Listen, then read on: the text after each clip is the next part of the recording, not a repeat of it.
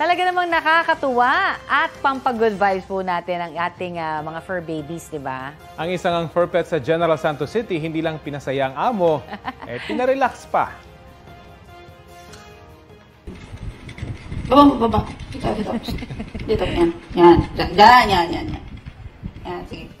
Ayan no, nauutusan pa kung saan magmamasahe ang Persian cat na yan. Yan po si Loki na nagbibigay ng meowsahe sa kanyang fur parent. Ayon sa uploader ng video na si Gian, sinanay niya si Loki at binibigyan niya ng treats pagkatapos. 4 daw ang alaga niyang pusa at si Loki ang pinakamalambing.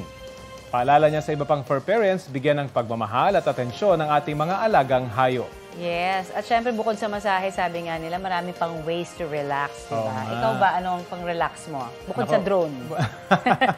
Bukod sa drone? Naku, pagbabasa. Nakaka-relax ba yun? Oo. Minsan nakakaantok, depende sa subject matter. Sa subject, oo. Ako naman pagpunta sa nature, diba? Yung beach, yung mga ganyan. Sa sunset, yan. At next year, mapapadalas ka na sa beach.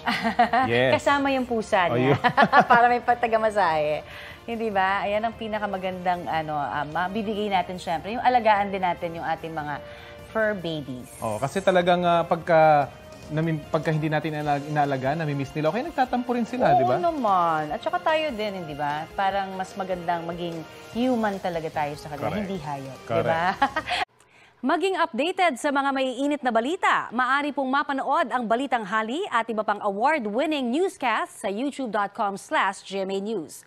I-click lamang ang subscribe button. Sa mga kapuso abroad, maaari po kaming masubaybayan sa GMA Pinoy TV at www.gmanews.tv.